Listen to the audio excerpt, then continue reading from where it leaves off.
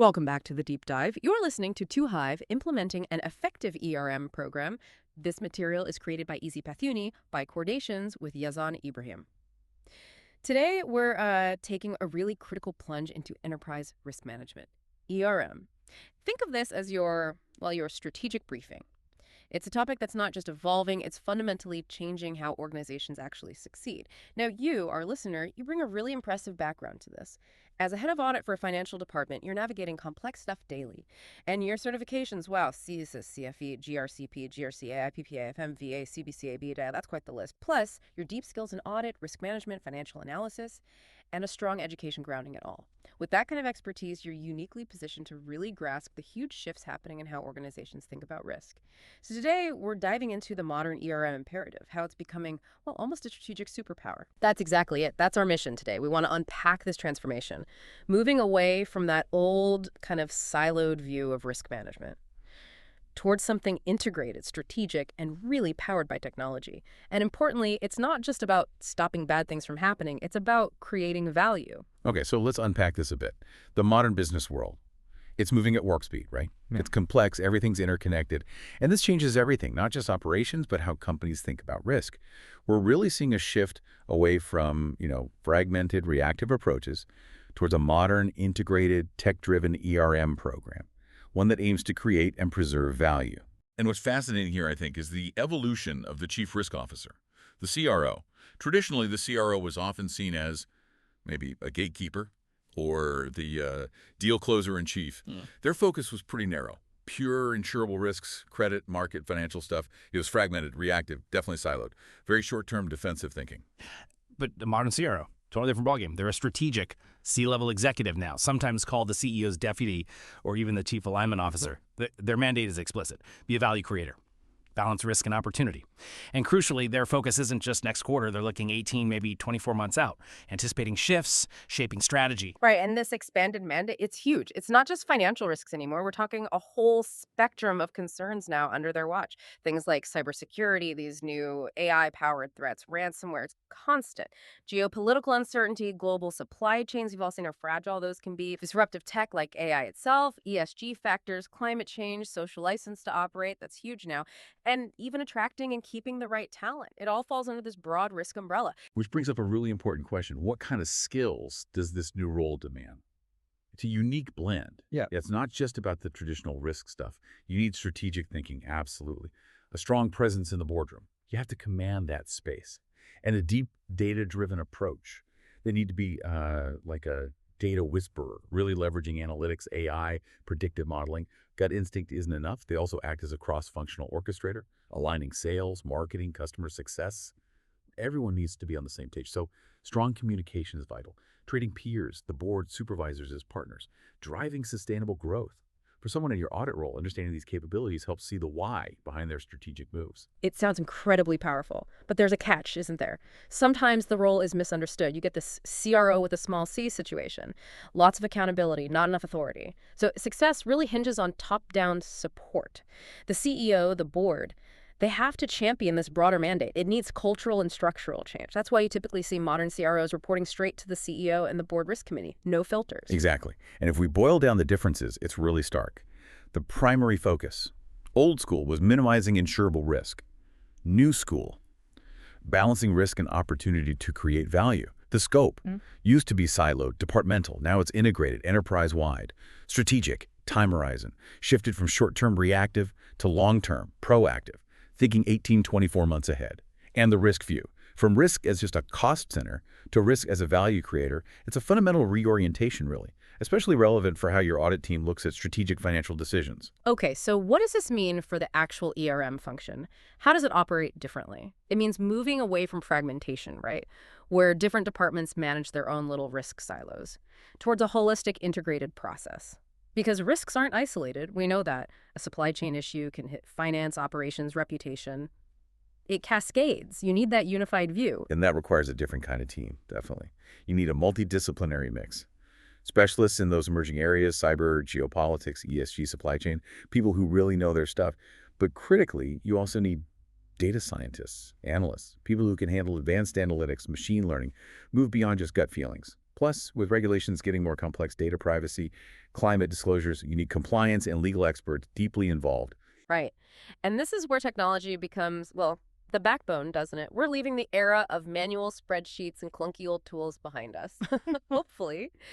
Modern ERM runs on integrated platforms. GRC governance, risk and compliance in IRM, integrated risk management, tools like Audit Board, Metric Stream, ServiceNow, SAP, GRC, names you probably recognize. These create a single, central system, managing risks, controls, compliance, all in one place. A unified view. They pull together data from everywhere, make connections, turn siloed actions into something cohesive, data-driven. Think about a control test failing, and that automatically links to a regulatory rule and kicks off a correction workflow. That's the power.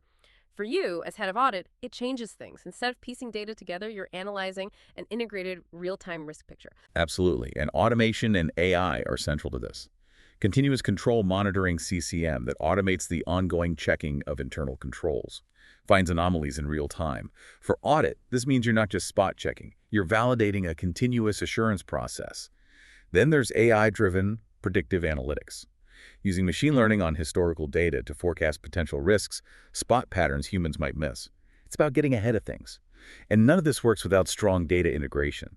Pulling info from finance, CRM, HR, external sources, creating that truly holistic risk view. Otherwise, data just stays fragmented.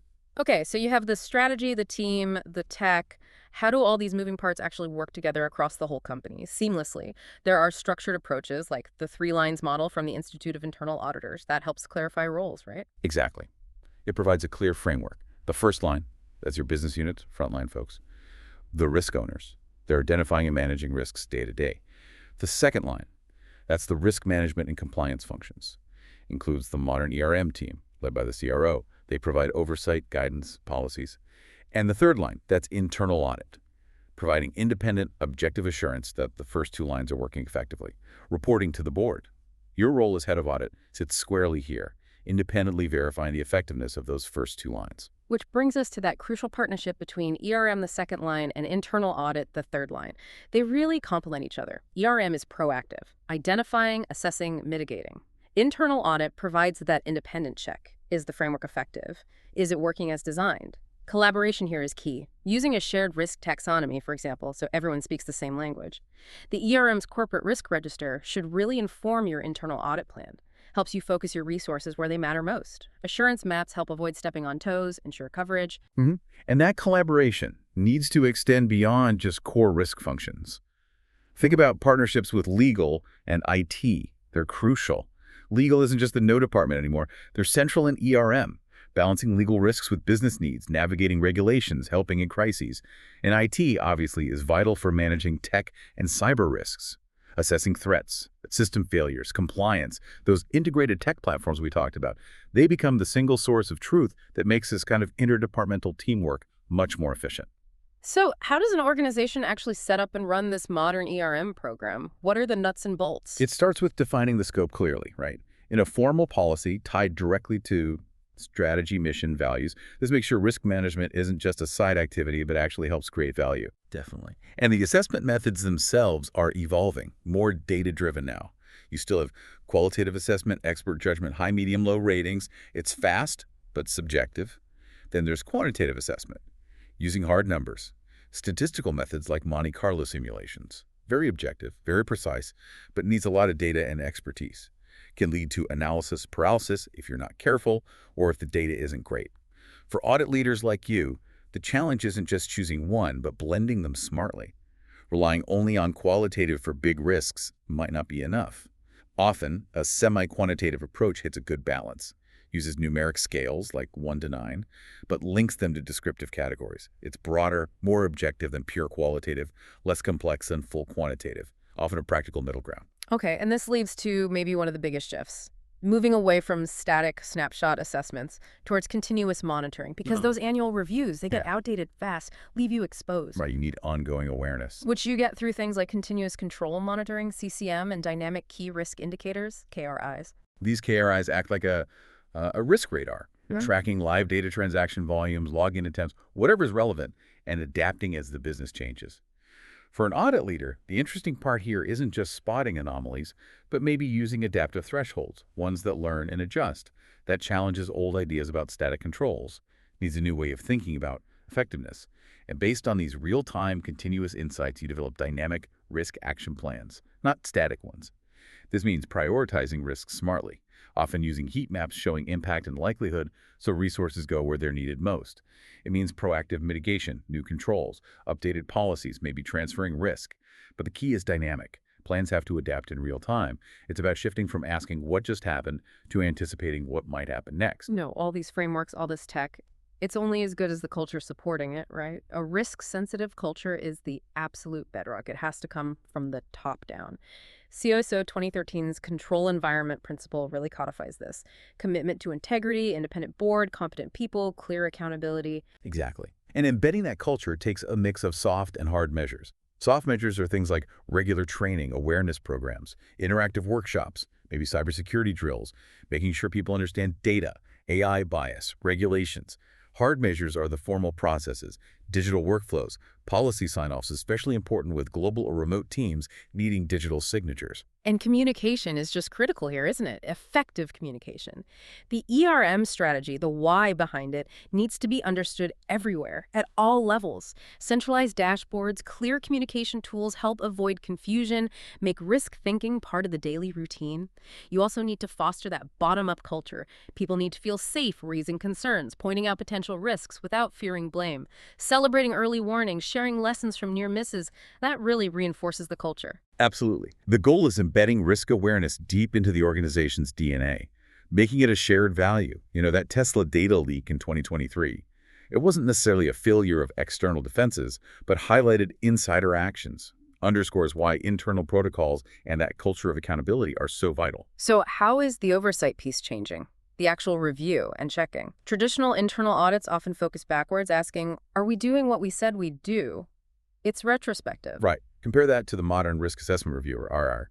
The RR asks a fundamentally different question. What should we be doing to prevent risks? It's forward-looking, proactive. It tries to identify potential threats before they happen, which then informs the audit scope. And technology is the big enabler here again. Those GRC platforms, continuous monitoring tools, they reduce the manual grind of traditional audits. Instead of static reports at the end of the quarter, you get real-time dashboards, dynamic heat maps, risk registers, KRI performance, and up to the second view. Executives can see the landscape instantly, prioritize actions. And AI and automation are pushing this even further, transforming risk intelligence from reactive to truly predictive. Automation handles the documentation, centralizes data, generates audit-ready reports much faster. AI and machine learning models analyze vast amounts of data to spot emerging risks, predict failures, flag hidden compliance issues, things humans might easily miss. And continuous monitoring automates control testing. It's not just cheaper than annual testing, it provides real-time intelligence for immediate detection and response. What about the regulatory side? How is that influencing this? Well, a big one is the PCAOB's new Quality Control Standard, QC 1000. That's the Public Company Accounting Oversight Board. It takes effect December 15th, 2025, and it mandates a risk-based approach for audit firms, requires a continuous feedback loop for improvement, and an external QC function. So it's basically pushing firms towards these modern ERM principles and technologies, especially relevant for audit leaders like you. Okay, ultimately, who holds the reins? Who's responsible for corporate governance and making sure ERM is effective? That lands squarely with the board of directors. Which is why we're seeing the rise of dedicated board-level risk committees, or BRCs. These committees bring independent judgment. They approve the risk appetite, review the overall risk profile, monitor limits across that whole broad spectrum of risks we discussed. And it's important to understand how the BRC works with the audit committee. There needs to be clear delineation, but also collaboration. The audit committee typically focuses on financial statements, internal controls over financial reporting, disclosures, kind of that traditional third-line oversight. The BRC has a broader, more strategic scope, focusing on risks that could stop the company from hitting its strategic goals. Coordination is vital to avoid overlap or conflicts and maintain that crucial independence. And that structure we mentioned earlier, the CRO reporting directly to both the CEO and the BRC, that's really key here, isn't it? Absolutely. It ensures the CRO has executive influence and is a trusted advisor to the board. Their strategic perspective isn't getting filtered through layers of management. And the BRC usually oversees the CRO's appointment, pay, succession planning too, reinforces their strategic weight. Right. And modern governance frameworks like CISA ERM 2017 are built around integrating risk with strategy and performance. They explicitly accommodate new tech and data analytics, plus new rules around ESG reporting, including this concept of double materiality. Double materiality, meaning? Meaning companies have to report not just how ESG issues impact their finances, but also how their operations impact society and the environment. It's a two-way street. Got it. That definitely shapes the governance landscape, demanding a much broader view from an audit perspective, too. But there's a significant challenge here, right? A potential governance gap. There can be. Many boards might struggle to dedicate enough time or, frankly, might not have the diverse expertise needed for this huge BRC mandate. Right. The range of non-financial risks alone is immense. So technology and continuous reporting become even more critical. Exactly. They need reliable, up-to-date data to make informed decisions. Otherwise, board oversight risks becoming just a check-the-box exercise. Wow, okay. That was quite the deep dive. We've really traced the journey from that old, reactive, fragmented ERM to today's proactive, strategic, value-focused function, highlighting the key pieces. Strategic CROs, unified tech like GRC and AI, continuous monitoring, and that all-important risk-aware culture. Absolutely. And the takeaway is clear. Modern ERM isn't optional anymore. It's an imperative. It's not just about dodging bullets. It's about managing risk as part of your core strategy to find opportunities, build resilience, innovate, and ultimately create lasting value. So let's bring us back to you, our listener. What does this all mean for you? As a head of audit and finance with your specific background, those certifications, CISA, CFE, GRCP, GRCA, all of them, and your deep skills in audit, risk, finance, you're not just ensuring compliance. You are perfectly positioned to be a key driver in implementing these modern ERM principles, especially in the financial context you know so well. Your unique vantage point allows you to see where the organization can make that shift from old ways to new, to leverage your expertise not just to protect value, but to actively propel it. So here's something to think about.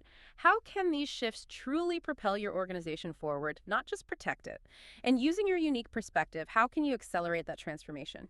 What untapped opportunities might a really integrated ERM approach reveal, specifically within the financial landscape you oversee?